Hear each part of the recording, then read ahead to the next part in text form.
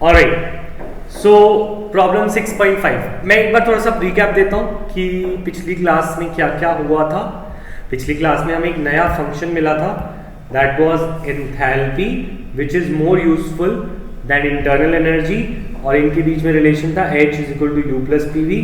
Change in enthalpy was equal to change in internal energy plus change in P V, but इसको हमने change कर दिया था NRT use करते हुए, P V equal to NRT use करते हुए। यहाँ पे ये बन गया था R T delta N G, where जो एन जी था that stands for change in gas moles, only gas moles, no solid no liquid. Delta N G क्या था? Change in gas moles. Gas mole माने gas mole, it does not mean solid और liquid. Solid और liquid को पूरा का पूरा ignore करना है कि वो एग्जिस्ट ही नहीं करते। हाँ बोलो सर, जैसे क्वेश्चन में वो सॉलिड या लिक्विड, उस पर लग नहीं सकती इक्वेशन? उस पे लगाओ चेंज इन गैस मोल 0, तो चेंज इन गैस मोल 0 तो delta H equal to delta U. Okay sir, ठीक है। अच्छा, ये फॉर्मूला याद आया थोड़ा थोड़ा हमने बनाया एक बार लास्ट स्क्रीन निकालो। लास्ट स्क्रीन क्वेश्चंस जो हमने किए वो कह रहे हो? Yes sir. ये लो, ये होमवर्क के क्वेश्चन थे, ये उनके सॉल्यूशंस हैं। होमवर्क तो मैं मांगना ही भूल गया, अब तक तो सबके हो ही चुके हैं। सर मैंने भेजा भी है, मैंने भेज दिया। ओके, गलती हो गई, चलो कोई नहीं, पकड़ूंगा तुम्हें बाद में। अच्छा, तो वापस आए अब मैं इस क्वेश्चन पे आते हैं। इस क्वेश्चन से हमारा ये इक्वेशन कैसे लगानी है थोड़ी सी क्लैरिटी आ जाएगी। तो प्रॉब्लम 6.5 देखो, मुझे थर्मो इसलिए पसंद है क्योंकि इसमें कुछ स्ट्रक्चर ऑफ एटम ऐसा नहीं है कि भाई बाल्मर पाश्चन दिमाग लगाने वाला। इसमें सीधी चीज लगती है, सीधे फॉर्मूले में सीधा वैल्यू डलती है, सीधा आंसर आता है। बस तुम्हें फॉर्मूला अप्लाई करना आना चाहिए, कोई ट्रिक नहीं है इसमें कि भाई इसको ऐसे घुमाया, इसको ऐसे किया। सीधा स्ट्रेट फॉरवर्ड सा चैप्टर है। बहुत स्कोरिंग मानता हूँ मैं इस चैप्टर को, पर टीचर्स इससे देना पसंद नहीं करते क्योंकि टीचर्स को समझ आता नहीं है बहुत सारा, तो वो थर्मो और इक्वी को इग्नोर करते हैं, जो इजी चीज़ होती है उन पर ज़्यादा देते हैं। मतलब इसमें सोचना ज़्यादा पड़ता है थोड़ा सा, पर ट्रिक्स नहीं है कुछ। The thing is, if water is vapour is assume to be a perfect gas, तो कह रहा है कि वाटर वेपर को एक आइडियल गैस मान लो। ठीक है, मैंने मान लिया water vapour is an ideal gas. ठीक है, the molar enthalpy change for vaporisation of 1 mole of water at बार।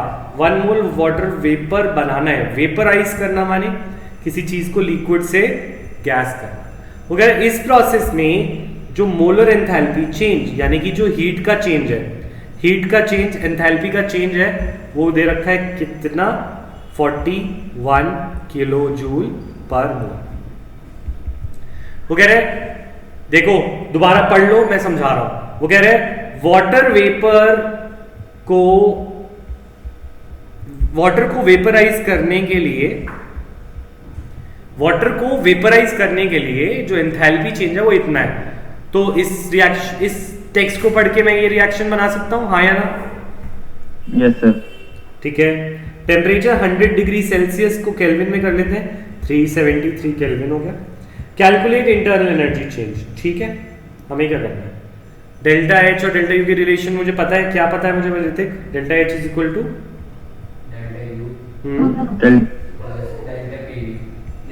ये वाला यूज करो, delta R T delta N जी।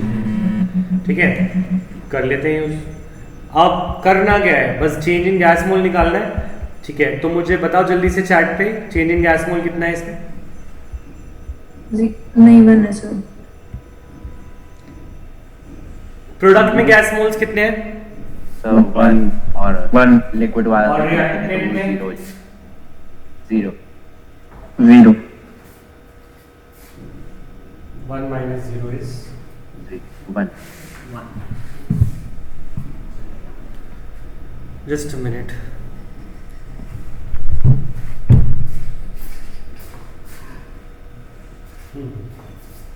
अच्छा, मुझे एक बात बताओ, तुम स्क्रीन शेयर देखना प्रेफर करते हो या कैमरा? कैमरा। तो दोनों ही स्क्रीन ठीक है। शेयर दोनों ही स्क्रीन शेयर। अच्छा सर स्क्रीन शेयर ज्यादा क्लियर है। नहीं क्लियर तो होता है पर वो मेरा हाथ तो दिखता नहीं उस पे। सर वो आपको हम पिन आपको पिन कर देते हैं ना, तो आप साइड में दिखते हो। मैं दिखता हूँ, मेरा हाथ यस दिखता है। सर, यस सर, आप बात यस सर। सर आपको 50-50 पिन कर देते हैं ना। अच्छा ठीक है, तो ये फॉर्मूला लगाना है delta H is equal to delta U R T dot L R T delta M G, है ना। ये हमारा फॉर्मूला यूज करना था। चेंज इन गैस मोल्स माने, चेंज इन गैस मोल का मतलब है gaseous moles of gas product minus moles of gas reactant, है ना। तो गैस प्रोडक्ट कितने हैं, 1 और गैस रिएक्टेंट 0, क्योंकि ये तो लिक्विड है। तो 1 minus 0, change in gas moles is 1। तो delta U is equal to, अच्छा delta U is equal to delta H. अच्छा मुझे डेल्टा यू निकालना है, तो इसको उधर भेज दूं, तो minus R T delta M G. तो delta H is 41 minus R is 8.314। 8.314 इसकी यूनिट होती है जूल्स में, पर हमें किलो जूल में आंसर चाहिए। टेम्परेचर इज 373 और answer will be in kilojoule per mole. तो 37.9 कुछ आएगा किलो जूल। अब वो पता नहीं, करके देख लो, ठीक है। तो पॉइंट इज दिस कि एक बार और समझा रहा हूं, जो आर है, आर की वैल्यू होती है 8.314 जूल पर केल्विन पर मोल, ठीक है। पर ये 41 किलो जूल में, या तो इसको जूल में करूं या इसको किलो जूल में कर लूं। तो जूल को किलो जूल में करने के लिए डिवाइडेड बाय 1000 कर दिया, आर को डिवाइड बाय 1000 करा तो ये किलो जूल में हो गया, और टेम्परेचर तो है ही, और ये आंसर आ जाएगा। कितना आया, 30। सर रिपीट करना जरा। 37.9 आ रहा है। देखो आर होता है 8.314, पर आर जो होता है जूल में होता है, जूल में। पर मेरा ये, एक काम करो तुम, किलो जूल को जूल में कर लो तो थोड़ा आसान हो जाएगा। इसको छोड़ो, तुम दोबारा करना चाहो इसको, तो फॉर डेल्टा एच को you can put it as 41,000 joules, ठीक है। डेल्टा एच को क्या कर सकते हो, 41,000 जूल्स। तो यू डू दिस, उससे कंफ्यूजन नहीं होगी। Delta U is equal to 41,000 minus R की वैल्यू है 8.314, टेम्परेचर इज 373 और change in gas moles is 1, तो आंसर आ जाएगा जूल्स में। उसको तुम किलो जूल में कन्वर्ट कर, ठीक है। तो अब क्लियर है, यस और no? Yes yes sir. Yes sir. तो ये हो गया आर टी डेल्टा एम, ठीक है। अभी क्वेश्चन खत्म नहीं हुआ, ये फर्स्ट पार्ट हुआ है इसका क्वेश्चन का। सेकंड पार्ट पढ़ते हैं। सेकंड पार्ट कह रहा है 1 mole of water is vaporised at 1 bar at 100 degree Celsius. Second part is 1 mole of water is converted to ice. Second part of this question is saying 1 mole water को ice में convert किया है, तो इसी का delta U निकालो, ठीक है।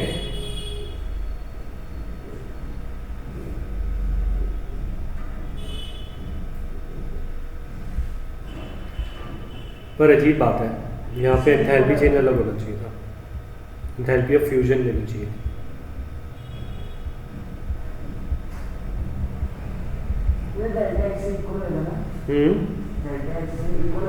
हाँ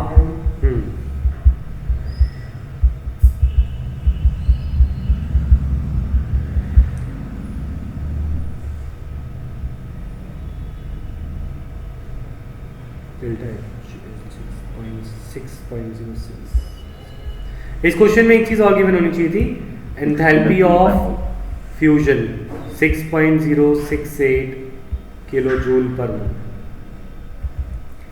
ठीक है। वो पता नहीं क्वेश्चन एनसीईआरटी आधी चीजें बताता है नहीं। अच्छा सेकंड पार्ट कह रहा है हमें वाटर को अब फ्रीज करना है, H2O लिक्विड से H2O सॉलिड बनाना है, और तो इसका सर ये आपने फ्यूजन क्यों किया है? फ्यूजन तो मेल्ट होता है ना। हाँ फ्यूजन मेल्ट होता है, तो मैं इसको Condense फ्रीजिंग करता या- हूँ। हाँ।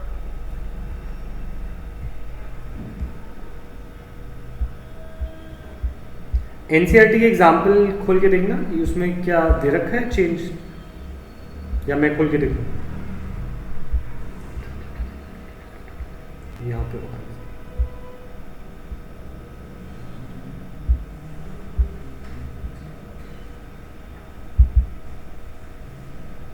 इन्होंने गलत किया हुआ है, इन्होंने वही एंथैल्पी ले लिया, बट वो एंथैल्पी तो वेपराइजेशन की थी।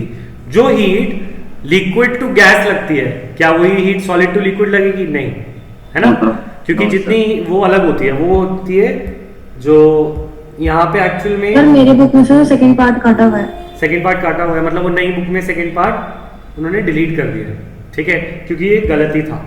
तो गलत क्यों था वो मैं तुम्हें बता ही दिया। गलत इसलिए था क्योंकि यहाँ पे उन्होंने वेपराइजेशन की एंथैल्पी दी थी, तो उसको हम फ्रीजिंग की नहीं ले सकते ना। तो फ्रीजिंग की मैं तुम्हें दे देता हूँ। फ्रीजिंग की सपोज हमें है -6.0068 किलो जूल्स, ठीक है। अब हम क्वेश्चन करते हैं। यही होगा आपका। हाँ, तो इस क्वेश्चन में क्या होगा, delta H is equal to delta U plus RT delta mg। हमें बस डेल्टा mg पे ध्यान देना है। Gaseous product minus gaseous reactant, 0 in the product क्योंकि सॉलिड है, 0 in the reactant, 0 minus 0 is 0, तो delta mg is 0 in this case. Sir इसमें डेल्टा H माइनस इसलिए क्योंकि एब्जॉर्ब हो रही है हीट। हाँ, नहीं रिलीज हो रही है, ये कह रहा हूँ, एब्जॉर्ब होती तो मेल्ट होता है ना। हाँ ठीक है। डेल्टा U प्लस 0, तो delta H is equal to delta U, that means delta U is equal to -6.0068 kilo joules, ठीक है। ये क्वेश्चन सबको समझ आए, यस और नो? किसी को लग रहा है थर्मो यार मेरे इससे ग्रास्प छूट गया है क्योंकि मैंने ढंग से नहीं पढ़ा है, तो ऑनेस्टली अभी भी चैट पे बता दो। क्लियर है। अभी भी बता दो, अभी भी समय है, शायद मैं करा दूं बाद में। तो अगर क्लियर है तो टाइप क्लियर। अच्छा गौरव, ठीक है। और कोई जिसे लग रहा है कि नहीं थर्मो नहीं हो रहा है, भाई छोड़ देते हैं इसे। सर हो रहा है और थोड़ी थोड़ी बीच में प्रॉब्लम आ रही है। सर मुझे न्यूमेरिकल्स में प्रॉब्लम है। न्यूमेरिकल में प्रॉब्लम है। सर मुझे भी थोड़ी न्यूमेरिकल्स में ही है। न्यूमेरिकल में प्रॉब्लम है, ठीक है, डाउट्स हैं न्यूमेरिकल्स, ठीक है। बता दो ऑनेस्टली। देखो टीचर से छुपा के ना लॉस होता है बहुत, है ना। और मैं तो ट्यूशन टीचर हूँ, स्कूल टीचर थोड़ी हूँ, तुम्हारे नंबर थोड़ी काट लूँगा। और तुम मुझे बता दो बस, फिर मैं देखता हूँ कि मैं क्या कर सकता हूँ अपने एंड पे, ठीक है।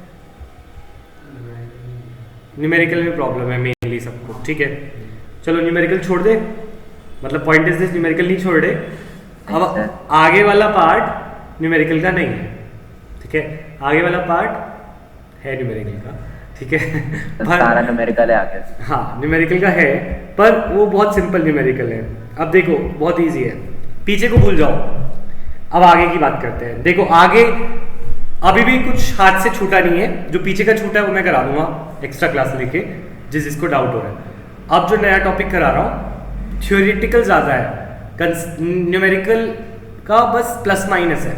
इसमें कुछ मल्टीप्लिकेशन भी नहीं आएगा, डिवीजन भी नहीं आएगा, स्क्वायर भी नहीं आएगा, क्यूब भी नहीं आएगा, सिर्फ प्लस माइनस का न्यूमेरिकल होगा। बहुत इजी न्यूमेरिकल है, ट्रस्ट मी, बस डरने की जरूरत नहीं है। तो नया टॉपिक कर रहे हैं, यहाँ पे ध्यान देना, ठीक है। This topic is enthalpies of reactions, ठीक है। भैया आपने कुछ छोड़ा है क्या? Heat capacity heat capacity deleted होता है, ठीक है। तो हीट कैपेसिटी डिलीटेड एक बार देख लेते लग हैं। नहीं रहा सर, देख छोटा लेते सा टॉपिक है, एक बार पढ़ा लो, उसमें भी सर वो मैम ने न्यूमेरिकल कटवाया नहीं, मैम ने तो खाली कैलोरीमीटर कटवाया है। कैलोरीमेट्री कर रहा है, कैलोरीमेट्री कटवा दिया, बट हीट कैपेसिटी कोई बात नहीं, मैं करा दूंगा, थोड़ा सा सही समय पे आ जाए फिर कराता हूँ, ठीक है। अच्छा enthalpy of reaction, enthalpy of reaction की बात करते हैं। First is enthalpy of reaction only.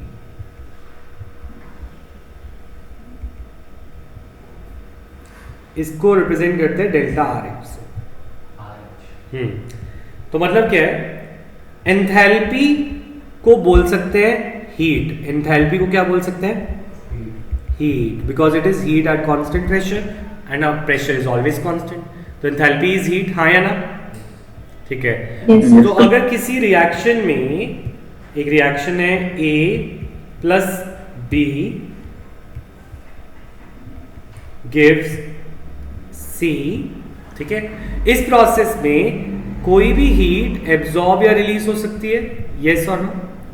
कोई रिएक्शन में या तो हीट यूजुअली एब्जॉर्ब होती है या रिलीज होती है, एक काम होता है। कभी कुछ बहुत कम ऐसी रिएक्शन होंगी जिसमें ना हीट एब्जॉर्ब ना हीट रिलीज होती है। तो यहां पे what we can use absorb और रिलीज है। अभी मैं लिख पाता हूं, पहले कॉपी में नोट करेंगे फिर मॉड्यूल में मैं कराऊंगा। तो इस रिएक्शन में देखो, जब A और B मिलके C बनाते हैं, या तो वो हीट को एब्जॉर्ब करेंगे या वो हीट को रिलीज करेंगे, ठीक है।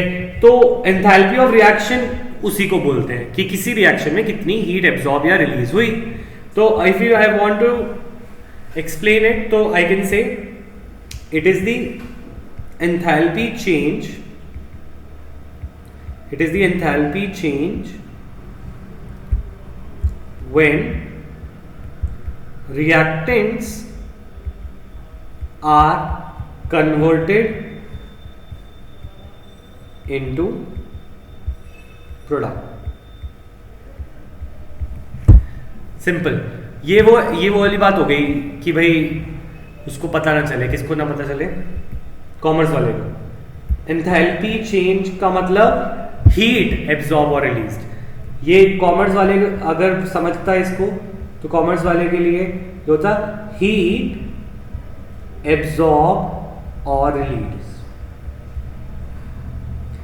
अगर मैं इसको कॉमर्स वाले को समझाना चाहूं, मैं बोलूंगा एक रिएक्शन में जो हीट एब्जॉर्ब या रिलीज होती है जब रिएक्शन के रिएक्टेंट्स प्रोडक्ट में कन्वर्ट हो जाते हैं, उसे बोलते हैं एंथैल्पी ऑफ रिएक्शन। पर तुम जब अपने आप बात करना चाहोगे या पेपर में लिखोगे, तो तुम हीट एब्जॉर्ब रिलीज की जगह तुम बोलोगे it is the enthalpy change when reactants are converted into products. कोई डाउट नहीं है? डाउट तो उससे क्लियर? Clear sir. ठीक है।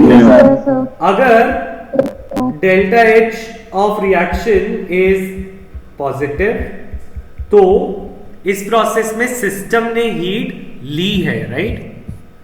तो this is an endothermic reaction. कौन सी रिएक्शन है ये? एंडोथर्मिक। अगर इस रिएक्शन की एंथैल्पी नेगेटिव है, तो इसका मतलब वो एक एक्सोथर्मिक रिएक्शन है। Heat absorb by the system positive, heat release by the system negative. ये याद रखोगे छोटी सी बात, यस और no? Yes sir. Enthalpy of reaction का एक छोटा सा फॉर्मूला भी है। It is equal to sum of enthalpies of products minus sum of enthalpies of reactants. इस बात का क्या मतलब है? मतलब सपोज अगर मेरे पास एक रिएक्शन है, इसका मैं एग्जांपल के साथ दिखाता हूं। सपोज एक रिएक्शन है मेरे पास, ये रिएक्शन मेरी फेवरेट है, N2 plus 3H2 gives 2NH3, ठीक है। इस रिएक्शन में मैं तुम्हें दे दूं कि जो एंथैल्पी ऑफ N2 है दैट इज सपोज 50 जूल्स, ठीक है। एंथैल्पी ऑफ H2 है तो that is suppose 100 joule. Enthalpy of NH3 है दैट इज 25 जूल, ठीक है। और मैं बोलूँ एंथैल्पी ऑफ रिएक्शन निकाल के बताओ, तो तुम इस फॉर्मूले का इस्तेमाल करो। तुम बोलोगे मैं प्रोडक्ट की एंथैल्पीज को ऐड कर लेता हूँ और उससे रिएक्टेंट की एंथैल्पीज को माइनस कर लेता हूँ। तो तुम बोलोगे I will do 2 times enthalpy of NH3, क्योंकि NH3 की कितने मोल्स है? 2 माइनस, अच्छा इसको मैं ऐसे लिख देता हूँ, 2 times enthalpy of NH3 minus ये होगी प्रोडक्ट्स। अब मुझे रिएक्टेंट्स चाहिए। रिएक्टेंट में I will say 3 times enthalpy of H2 plus 1 times enthalpy of N2। 2 bar ammonia की लूंगा। ये होगी प्रोडक्ट की। प्रोडक्ट से माइनस किसकी करनी है? रिएक्टेंट की। रिएक्टेंट की 3 टाइम्स ऑफ H2 और 1 टाइम ऑफ N2। क्या इसमें प्लस माइनस से ज्यादा कुछ है? तो न्यूमेरिकल से डरने की कोई जरूरत है नहीं। 2 into 25 minus 3 into 100 plus 1 into 50। बल्कि न्यूमेरिकल से तो डरने वाली बात इस चैप्टर में है ही नहीं। प्लस माइनस है, ट्रस्ट में कुछ नहीं है। 50 माइनस 350। तो this comes out to be minus 300।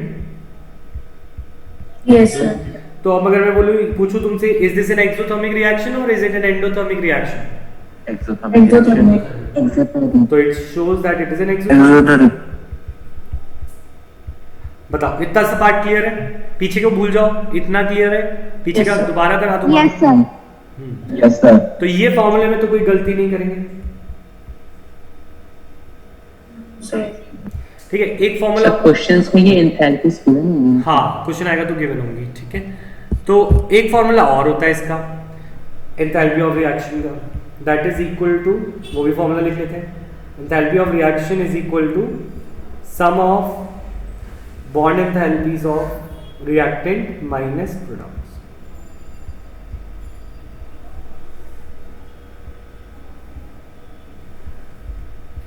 Minus sum of bond enthalpies of products. Sir पता कैसे चलेगा कौन सा फॉर्मूला कब लगाना है? बताता हूँ।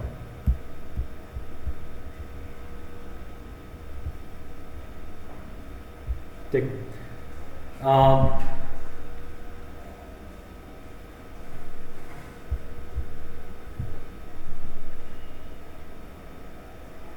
देखो पॉइंट इज दिस कि ये जो एंथैल्पीज गिवन थी ये उसके बनने की एंथैल्पीज थी।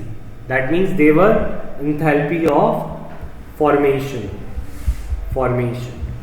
इसके नीचे सबस्क्रिप्ट FF लगा कि formation of N2, formation of H2 और फॉर्मेशन ऑफ अमोनिया में कितना एनर्जी लगती है, ठीक है? अब अगर तुम्हें क्वेश्चन में फॉर्मेशंस दे रखी हैं तो तुम्हें प्रोडक्ट में से रिएक्टेंट माइनस करने हैं। फॉर्मेशन किसी चीज को बनाने का उल्टा होता है तोड़ना। किसी को बनाने से उल्टा क्या होता है? तोड़ना। तो बॉन्ड एंथैल्पी किसी के बॉन्ड तोड़ने की एनर्जी होती है। बॉन्ड एंथैल्पी क्या होती है? तोड़ने की। तो अगर मेरे को बनाने की बजाय तोड़ने की एनर्जी दे रखी है तो मैं फॉर्मूले को जस्ट उल्टा कर दूं, क्योंकि बनाने में जितनी एनर्जी लगती है उसका उल्टा ही तोड़ने में लगती होगी ना, क्योंकि ये it's our science is based on law of conservation of energy. अगर मेरे को 5 जूल उसको बनाने में लगते हैं तो 5 जूल से ही उसको तोड़ने में लगेंगे, पर एक साइड में एब्जॉर्ब होंगे तो दूसरी साइड वो रिलीज होंगे। तो अगर प्रोडक्ट माइनस रिएक्टेंट फॉर्मेशन में है तो अगर टूटने की एंथैल्पी दे रखी होगी क्वेश्चन में, अगर सपोज हमें दे रखा होता bond enthalpy of N2 is something minus 50, bond enthalpy of H2 is minus 100 and bond enthalpy of NH3 is minus 25 joules और तुमसे बोला एंथैल्पी ऑफ रिएक्शन निकालो। तो तुम्हें पता है सब कुछ उल्टा है ना, पर अब तुम्हें ये फॉर्मूला तो लगाना नहीं है।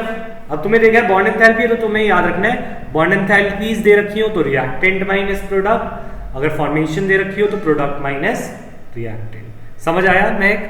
Yes sir. दोनों चीजें एक साथ दे रखी हो तो वो तुम्हें कंफ्यूज करने के लिए दे रखी है, कोई भी एक से कर लो, है ना? तुम्हें एक ही फॉर्मूला लगाना है, दोनों को मिक्स थोड़ी करना है। तो 2 तरीके से किसी भी एंथैल्पी रिएक्शन की निकाली जा सकती है।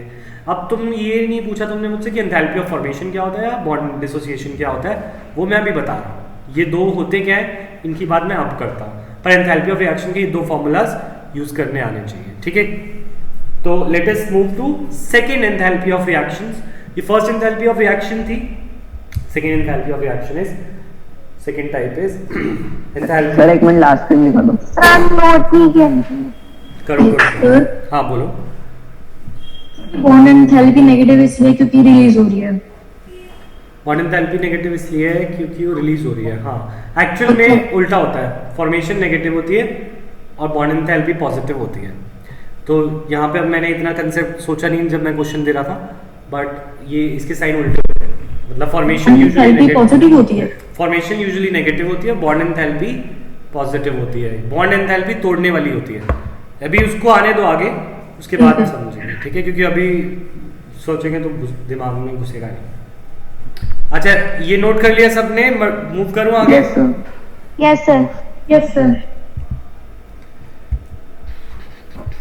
Enthalpy of phase transformations.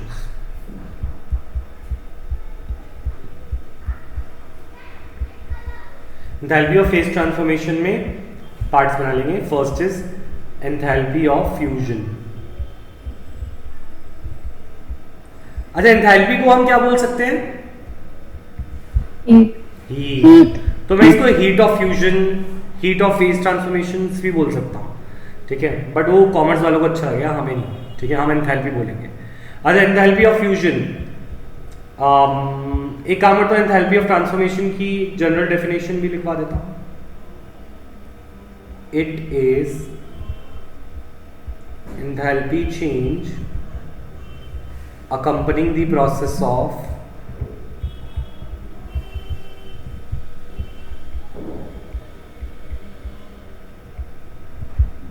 conversion of 1 mole of dash to dash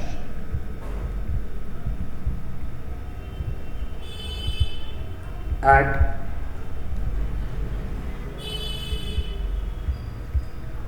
standard temperature and pressure या constant temperature and pressure।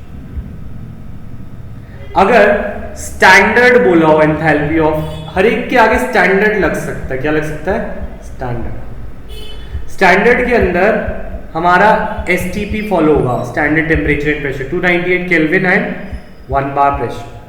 अगर कोई भी काम 298 केल्विन और 1 बार पे किया जाए तो उसको हम स्टैंडर्ड बोल देंगे। क्या बोल देंगे? स्टैंडर्ड। अगर किसी का melting standard temperature and pressure पे किया जाए तो that will be standard enthalpy of fusion. समझ आ रही है बात? अगर स्टैंडर्ड टेम्परेचर प्रेशर पे नहीं मेल्ट किया गया तो it will be only enthalpy of fusion. ठीक है, समझ में आ रही है? तो हाँ, फिर से बताना। अगर किसी को मेल्ट किया जाए 298 केल्विन और 1 बार एक्सटर्नल प्रेशर, अच्छा 298 केल्विन पे तो मेल्ट भी नहीं हो सकता, पर पॉइंट इज जो चीजें तुम रख सकते हो, जैसे फॉर एग्जांपल बाहर का प्रेशर 1 बार रखा स्टैंडर्ड, तो इस केस में स्टैंडर्ड कंडीशंस रखी है, कोई भी स्टैंडर्ड रखी है तो उसको हम स्टैंडर्ड एंथैल्पी बोल देंगे। हाँ सर ये 1 ATM नहीं होता? STP 1 बार होता है और 1 ATM होता है, NTP होता है और एक SATP होता है, वो मैंने सारे उसमें बताए थे ना स्टेट्स ऑफ मैटर में। तो STP 1 बार होता है, ठीक है। अच्छा स्टैंडर्ड एंथैल्पी ऑफ फ्यूजन की बात कर रहे हैं तो इस डेफिनेशन को यूज करेंगे। और किसी चीज को फ्यूजन माने मेल्टिंग, फ्यूजन माने मेल्टिंग।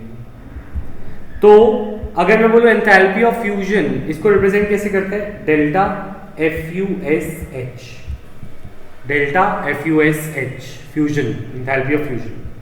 तो अगर मैं बोलूं enthalpy of fusion of NaCl, suppose I take enthalpy of fusion of NaCl, तो इसका मतलब NaCl को मेल्ट कर रहे हैं। तो मेल्ट कैसे करेंगे? जब वो NaCl सॉलिड से NaCl लिक्विड हो जाएगा, यस और नो? तो इसकी डेफिनेशन क्या होगी एंथैल्पी ऑफ फ्यूजन की? It is the enthalpy change accompanying the process of, क्या बोलोगे? Conversion of 1 mole of liquid to solid to liquid at standard temperature and pressure. Very good. तुम ये चीज वहीं रखोगे सेम, और तुम यहां पे डाल दोगे 1 mole of solid to liquid. तो ये डेफिनेशन किसकी हो गई?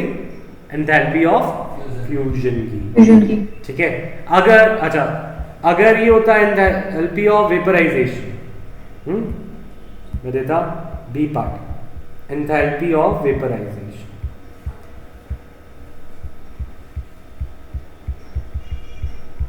इसको रिप्रेजेंट कैसे करते हैं? डेल्टा VAPH, ठीक है। और मैं लिख दूं delta vaporisation of CH3OH, methanol, ठीक है। कुछ भी नहीं करना, वेपराइजेशन माने लिक्विड टू गैस, तो रिएक्शन बनाते वक्त CH3OH liquid to CH3OH gas, ये बन गई उसकी reaction.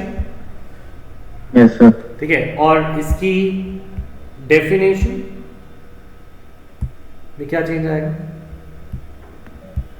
So process conversion of one mole of liquid So to it is the gas. enthalpy change accompanying the process of conversion of 1 mole of liquid to gas. समझ आ रहा है? अच्छा, enthalpy of sublimation.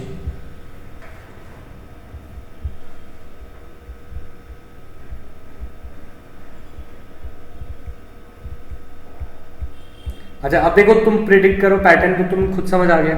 इसको कैसे represent करूंगा? The same delta Solid to gas. नीचे क्या लिखूं? Sub H. सब H, है ना? डेल्टा सब H। सर ये डायरेक्ट सॉलिड टू गैस होगा। सपोज मैं लिख दूं डेल्टा सब H ऑफ I2, तो रिएक्शन बना के बता सकते हो? I2 Solid I2 goes to I2 solid gas. Gas. gas. I2G। इसकी डेफिनेशन क्या प्रेडिक्ट कर सकते हो? The same It's a one mole of gas हो जाएगा। solid to gas. Solid. Solid to gas at standard temperature and तो pressure. बताओ, ये तो फ्री के मार्क्स है ना?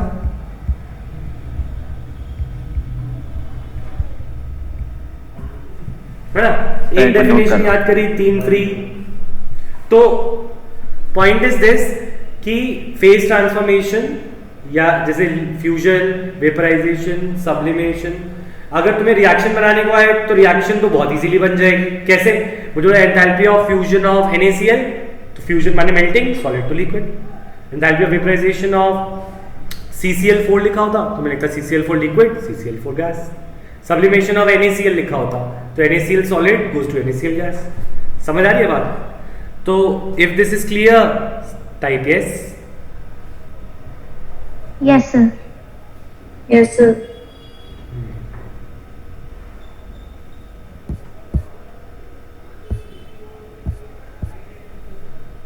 ठीक है,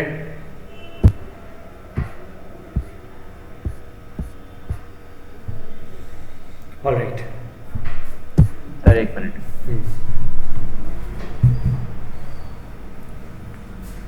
Okay.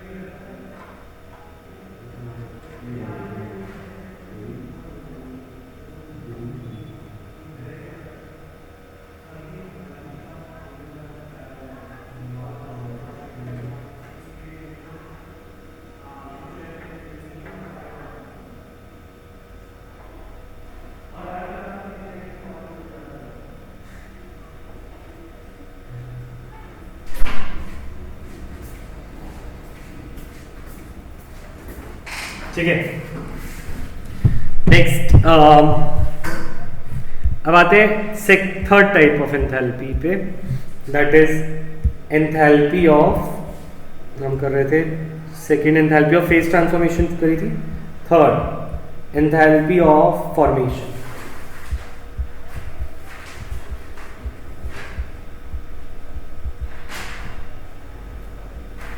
Delta F H। इसकी डेफिनेशन थोड़ी सी अलग है, वो चीज सेम रहेगी। It is the enthalpy change accompanying the process of, it is the enthalpy change accompanying the process of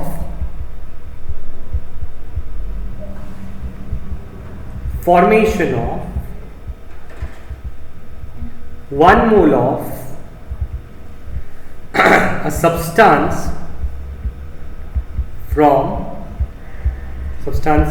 of a compound from its elements in their most stable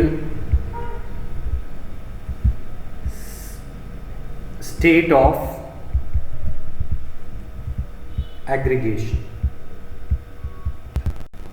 ठीक है, बस थर्मो वाले डराने का काम करते हैं और कुछ इतना डरावनी डेफिनेशन बना देंगे कि कुछ समझ ना आए, पर एक्चुअल में वो है कुछ नहीं, बहुत छोटी सी बात है।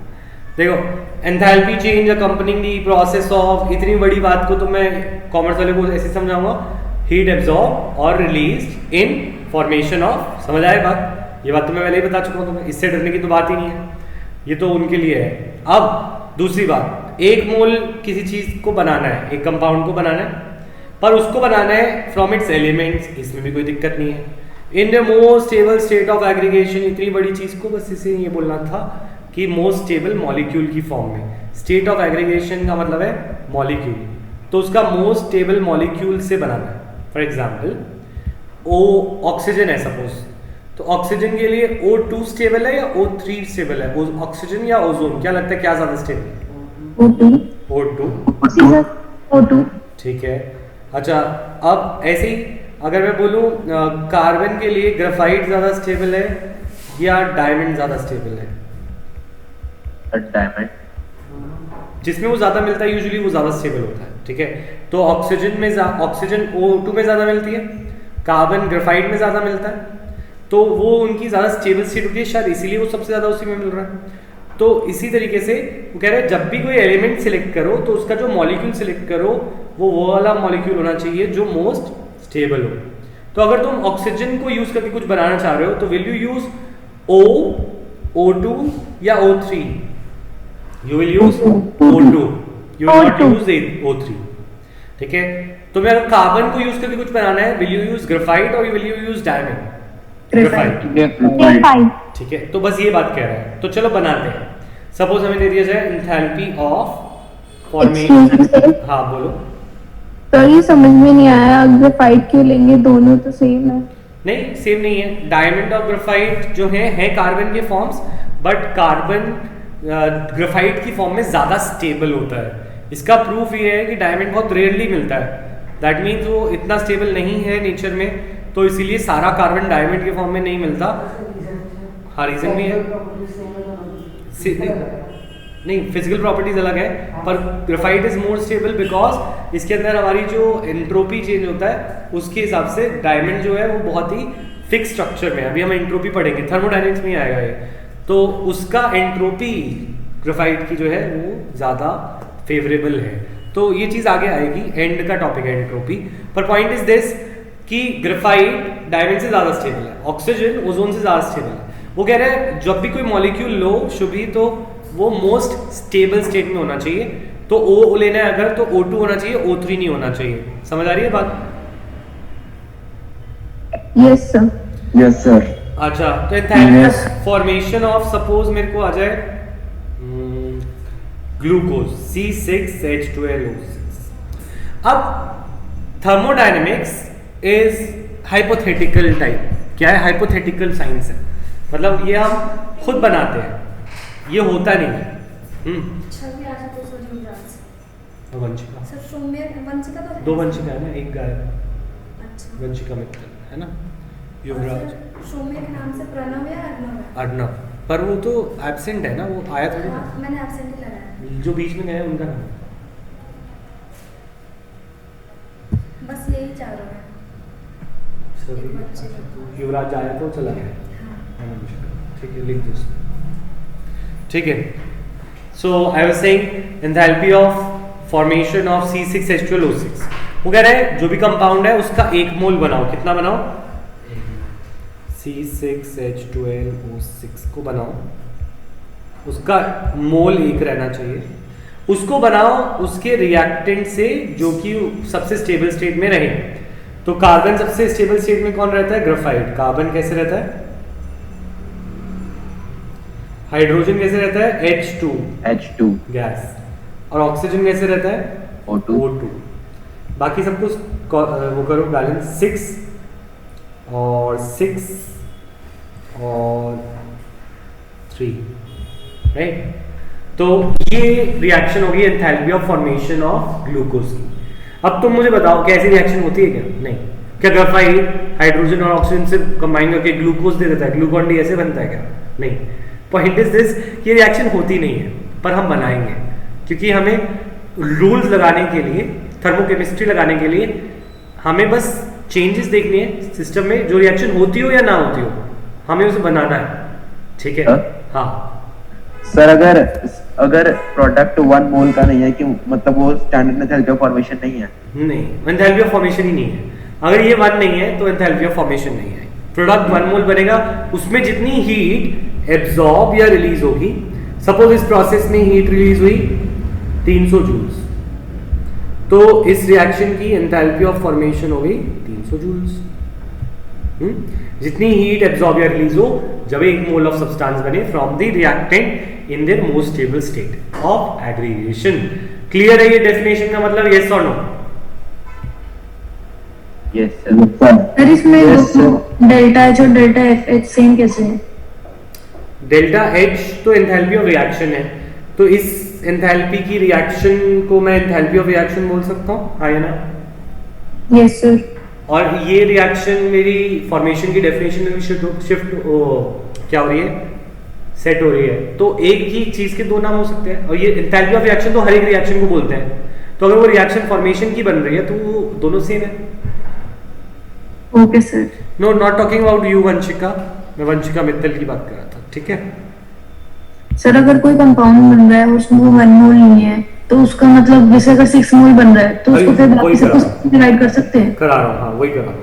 तो enthalpy of formation of, suppose हमारे पास होता NaOH, तो तुम खुद सोचो, बना सकते हो? थोड़ा सा ट्राई करो इसको।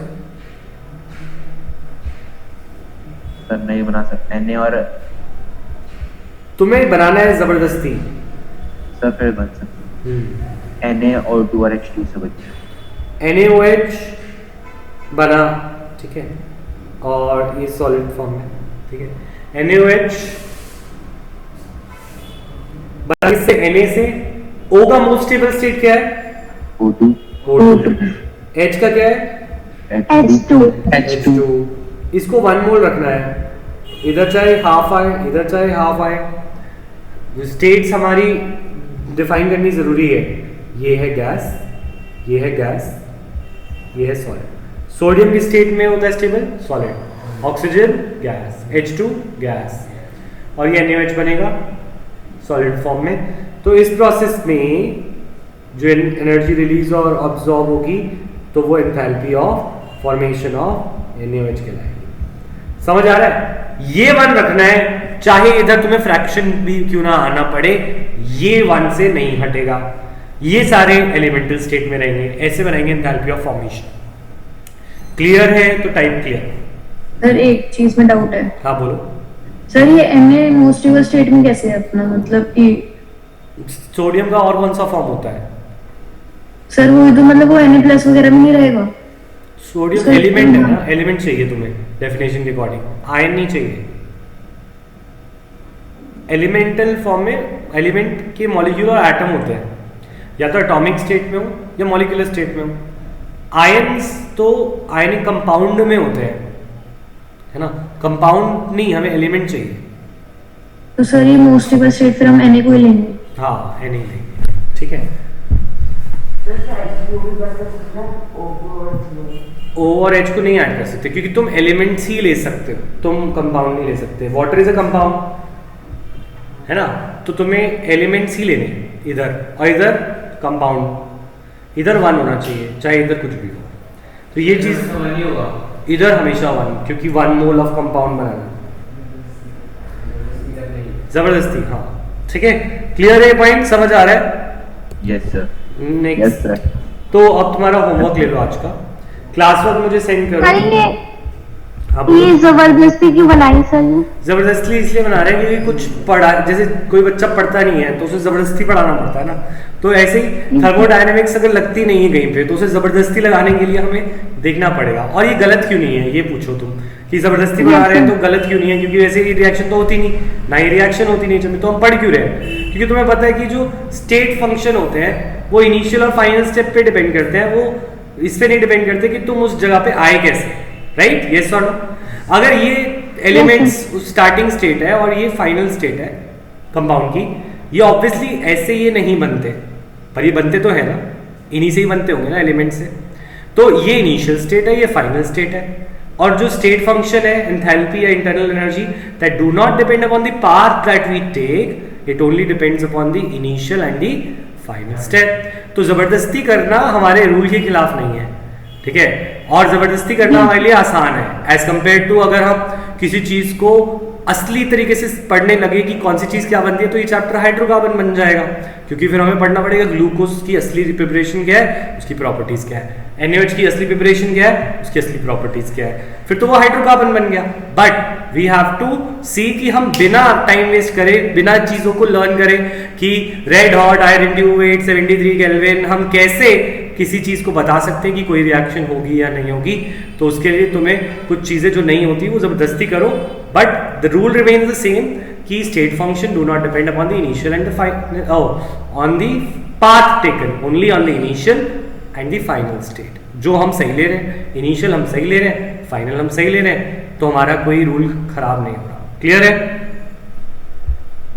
मतलब सर इनिशियल में हम कार्बन ग्रेफाइट ले या डायमंड ले, उससे फर्क नहीं पड़ता, कार्बन होना चाहिए। नहीं, ग्रेफाइट होना चाहिए, क्यों नहीं होना चाहिए? जो चीज सबसे स्टेबल फॉर्म में है उसी से ही हम कैलकुलेट करेंगे, डायमंड से नहीं कैलकुलेट। मतलब मेरे कहने का मतलब ये है सर कि ग्रेफाइट लें जिससे एक्चुअल ग्लूकोज बनता है, वो वाला लें। हाँ वो बात तो सच है ना, कार्बन हर एक एटम एक जैसे ही होता है, तो ऐसा कोई डिफरेंस तो है ही नहीं। ठीक है सर। होमवर्क ये है कि तुम्हें right the reactions of the following, ठीक है? अब गूगल के ज़माने में होमवर्क ऐसा होना चाहिए जो गूगल पे ना मिले, है ना, और वो भी ऑनलाइन के ज़माने। अच्छा, तो enthalpy of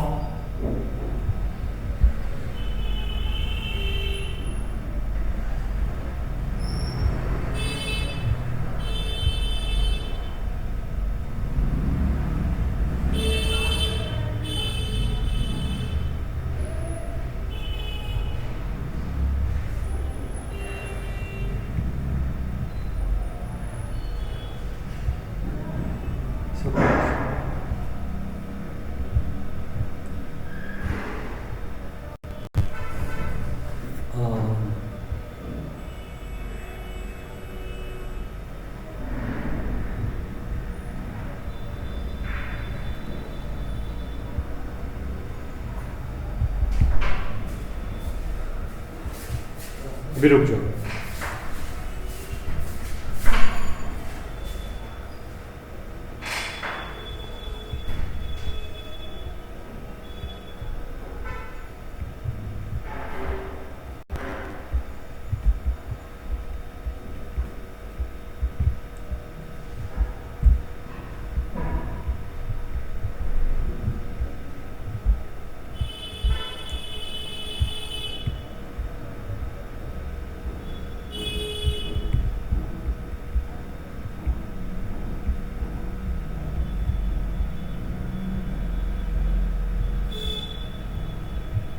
enthalpy of formation of, कोई कुछ बोलो, कुछ भी, कोई कंपाउंड बोलो जल्दी से, कोई 2 कंपाउंड बोलो डिफिकल्ट से, बोलो ये नहीं, होमवर्क ही नहीं चाहिए। AMNO4 तो तुम्हें पता ही नहीं होगा ना उसकी स्टैंडर्ड स्टेट, ज़्यादा ही हो जाएगा। अच्छा, देन वी हैव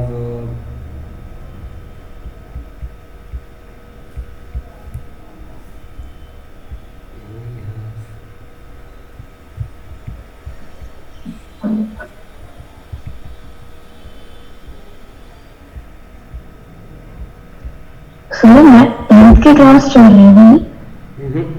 नहीं, अभी करते हैं, वेट करो ईशान।